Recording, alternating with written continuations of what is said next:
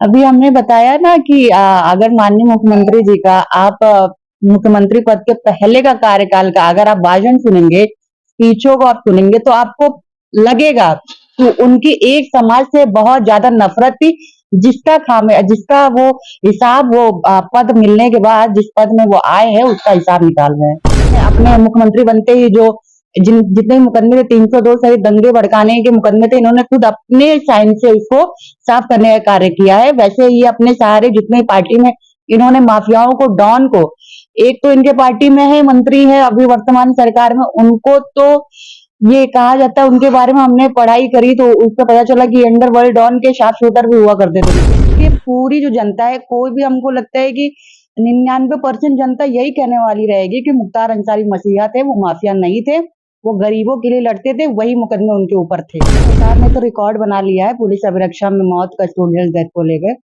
और उनकी जो मौत है उसका कारण कहीं न कहीं कि वर्तमान सरकार से कुछ कनेक्शन लगता है।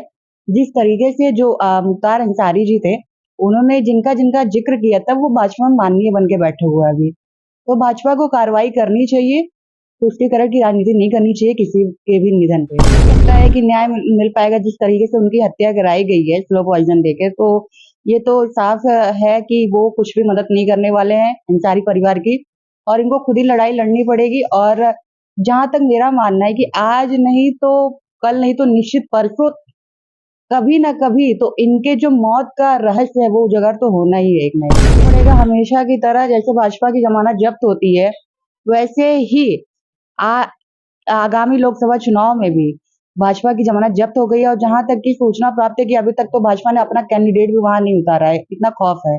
नमस्कार, आप देख रहे हैं एसएमटी न्यूज 24 और मैं हूं शैलेंद्र मणि त्रिपाठी। आज हम समाजवादी पार्टी के महिला प्रकोष्ठ के राष्ट्रीय सचिव अंशिका पांडे जी के पास आए हुए हैं और इनसे जानेंगे कि मुख्तार अंसारी के मामले में क्या राय है। अंशिका जी, बहुत बहुत स्वागत है आपका। क्या कहना चाहेंगे मुख्तार अंसारी के?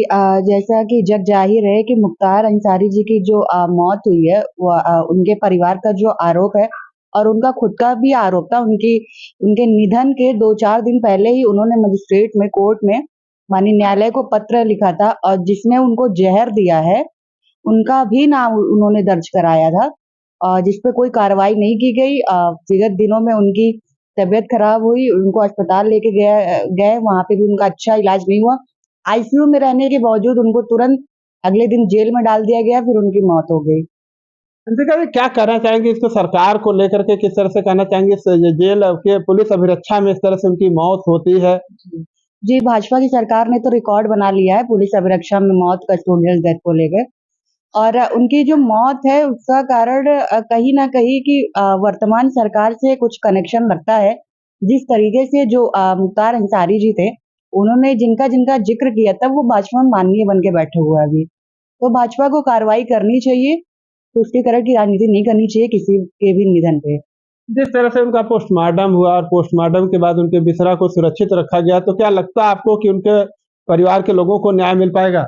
जी, हमको तो नहीं लगता है कि न्याय मिल पाएगा जिस तरीके से उनकी हत्या कराई गई है स्लो पॉइज़न देके, तो ये तो साफ है कि वो कुछ भी मदद नहीं करने वाले हैं अंसारी परिवार की, और इनको खुद ही लड़ाई लड़नी पड़ेगी। और जहाँ तक मेरा मानना है कि आज नहीं तो कल, नहीं तो निश्चित परसों, कभी ना कभी तो इनके जो मौत का रहस्य है वो उजागर तो होना ही है एक ना एक दिन। ये बताइए, मुख्तार अंसारी की मौत को लेकर के क्या वहाँ लोकसभा चुनाव पे कुछ असर पड़ेगा? बिल्कुल असर पड़ेगा। हमेशा की तरह जैसे भाजपा की जमानत जब्त होती है, वैसे ही आ आगामी लोकसभा चुनाव में भी भाजपा की जमानत जब्त हो गई है, और जहाँ तक की सूचना प्राप्त है कि अभी तक तो भाजपा ने अपना कैंडिडेट भी वहाँ नहीं उतारा है, इतना खौफ है। जैसा देखा जा रहा है कि मुख्तार अंसारी को कुछ लोग माफिया कहते थे, कुछ मसीहा भी कहते थे, तो आपके नजरिए से क्या लगता है? देखिए, वो माफियाओं के लिए माफिया थे, और गरीबों के लिए वो मसीहा थे। वो उनकी जो जनता है, उनके लोकसभा की, उनके विधानसभा की, और गाजीपुर के पूरी जो जनता है, कोई भी हमको लगता है कि 99% जनता यही कहने वाली रहेगी कि मुख्तार अंसारी मसीहा थे, वो माफिया नहीं थे, वो गरीबों के लिए लड़ते थे, वही मुकदमे उनके ऊपर थे। जिस तरह से देखा जाए, आप बता रहे हैं कि वो मसीहा थे, तो लोगों की किस तरह से मदद करते थे? लोगों की मदद से, जैसे उनके यहाँ कोई भी चला गया किसी भी मामले को लेके, किसी भी परेशानी को लेके, तो वो धर्म नहीं देखते थे, जाति नहीं देखते थे, बिरादरी नहीं देखते थे, वो उनकी मदद किया करते थे। तन वन धन से उनकी मदद किया करते थे। तो वही है उनका, आखिर जो जेल में रह के, जो इंसान जेल में रह के 5 बार रिकॉर्ड मतों से जीतता आया है अपनी विधानसभा से, एक विधायक रहा 5 बार से, लगभग 21 साल तक वो विधायक रहे। तो उनको कैसे कोई माफिया, जनता क्या देख के जिता रही? कुछ तो किया होगा उन्होंने, कुछ तो मदद करी होगी सबकी, तभी तो उनको लोग मसीहा बोलते हैं वहाँ की जनता। आंकड़ों पे गौर करें तो वर्ष 2005 से वो जेल में कंटिन्यू बंद थे। जी, वो जेल में तो लगभग हमको लग रहा है कि 19 साल से वो जेल में ही थे। क्या लगता है, सारे मामलों को देखा जाए तो इसमें मुख्तार अंसारी का मामला है, इसमें कहीं ना कहीं भारतीय जनता पार्टी की तरफ कड़ी जोड़ती है। बिल्कुल कड़ी जोड़ती है। जो जिनका निधन हुआ मुख्तार अंसारी जी, वो खुद ही खुलासा करके अपने पत्र में, जो साफ खुलेआम है, इसके लिए तो भाजपा को कुछ सोचना ही नहीं चाहिए। तुरंत जिनको उन्होंने नामित करा है, उनको तुरंत गिरफ्तार करके जेल में डालने का काम करना चाहिए।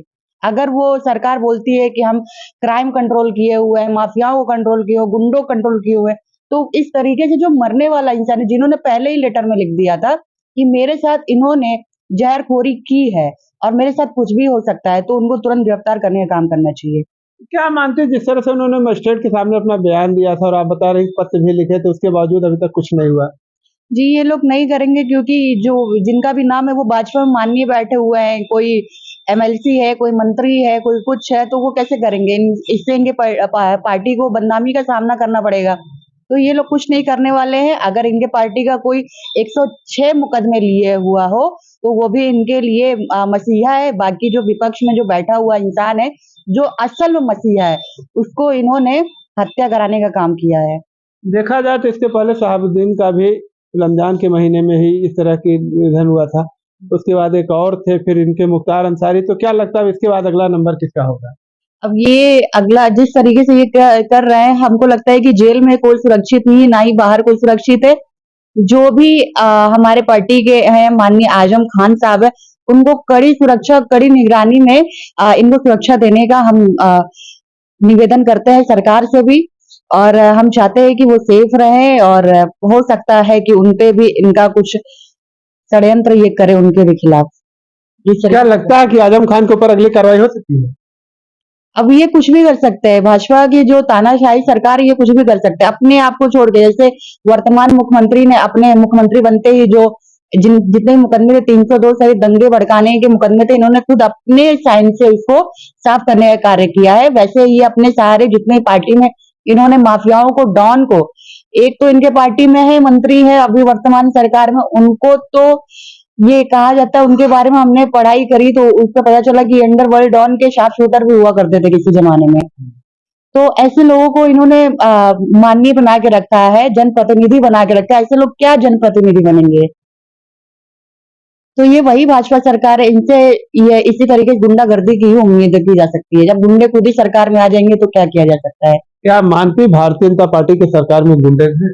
बिल्कुल गुंडे हैं। एनसीआरबी का है आंकड़ा कि जब से भाजपा की सरकार बनी है, तब से गुंडा राज ही हो गया है। कहीं पे किसी की छिनैती हो जा रही है, कहीं पे किसी का जेलों में कत्ल होने लगे हैं। और किसी भी महिलाओं की, अभी देखिए बगल में संध्या यादव थी, सभी को जग जाहिर है किसी जमाने में ट्रेंडिंग चल रही थी अभी कुछ महीने पहले। संध्या यादव के साथ इनके भारतीय जनता पार्टी किसान मोर्चा के जिला अध्यक्ष ने गैंग रेप करवाया, किया और हत्या भी करी उनकी। तो यही यही सब है जो चल रहा है खुलेआम, सब कुछ हो रहा है सरेआम। महिलाएं बाहर जा नहीं सकती हैं।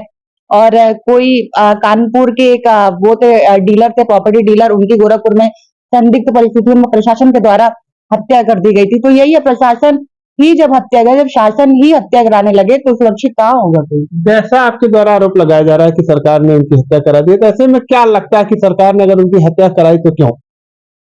अब ये इनका व्यक्तिगत मामला होगा कुछ मुख्तार अंसारी साहब से। ये नहीं चाहते हैं कि एक अल्पसंख्यक मोर्चे का कोई नेता जीवित रहे। अगर नहीं रहेगा कोई अल्पसंख्यक समाज का नेता, तो फिर ये उनको प्रताड़ित करने का काम करेंगे।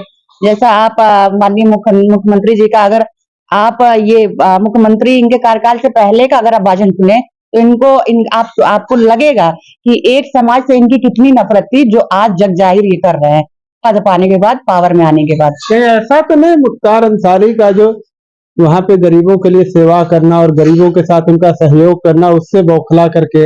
जी बिल्कुल, जैसे कि अंसारी परिवार का जो जन समर्थन है गाजीपुर में, उसको देखते हुए 2001 में भी इन्हीं के भाजपा में बैठे एक माननीय ने उसी चट्टी कांड को के बारे में सभी लोग जान रहे होंगे, वो कराया लगभग 7 बार इनके ऊपर जानलेवा हमला कराया। उसी चट्टी कांड में 3 लोग की हत्या भी हो गई थी, 8 लोग घायल हो गए थे, जिसका कुछ भी नहीं हुआ। और जो भी थे उसमें मेन नामजद थे, उनको रिहा कर दिया गया 2022 में, और उनको फिर पद प्रतिष्ठा और माननीय उनको जनप्रतिनिधि बना दिया गया। लोकसभा चुनाव के ठीक पहले इस तरह की जो कृत्य किया गया, इनका जैसा हमेशा जो टारगेट रहा है कि कैसे भी करके हिंदू मुस्लिम करना है, तो वैसे ही इन्होंने स्ट्रेटेजी बनाई। मुख्तार अंसारी का जन समर्थन देखते हुए इनकी हत्या कराई कि कुछ मुसलमान उग्रवादी होंगे, कुछ करेंगे तो फिर हम इसमें हिंदू मुस्लिम का बेनिफिट पाएंगे। अभी हमने बताया ना कि अगर माननीय मुख्यमंत्री जी का आप मुख्यमंत्री पद के पहले का कार्यकाल का अगर आप भाषण सुनेंगे, स्पीचों को आप सुनेंगे, तो आपको लगेगा कि उनकी एक समाज से बहुत ज्यादा नफरत थी, जिसका वो हिसाब वो पद मिलने के बाद जिस पद में वो आए हैं उसका हिसाब निकाल रहे हैं।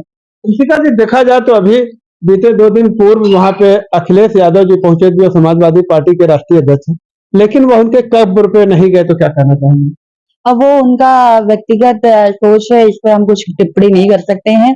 बाकी परिवार को संवेदना जो थी उनकी वो प्रकट किए, उनका साथ दिए, उनके साथ हम लोग खड़े रहेंगे हमेशा। क्या लगता है मुख्तार अंसारी के परिवार को, मुख्तार अंसारी की जिस तरह से न्याय मिल पाएगा? नहीं, हमको तो नहीं लगता है कि इनको न्याय मिल पाएगा। जिस तरीके से उनकी छवि को खराब करने का काम सरकार ने किया है, तो ये तो उम्मीद नहीं है कि इनको इंसाफ मिलेगा। अभी आपने देखा कि ये समाजवादी पार्टी की महिला प्रकोष्ठ की राष्ट्रीय सचिव थी अंशिका पांडे जी, इन्होंने किस तरह से अपनी बात रखी है और सरकार पे कितने गंभीर आरोप लगाए हैं।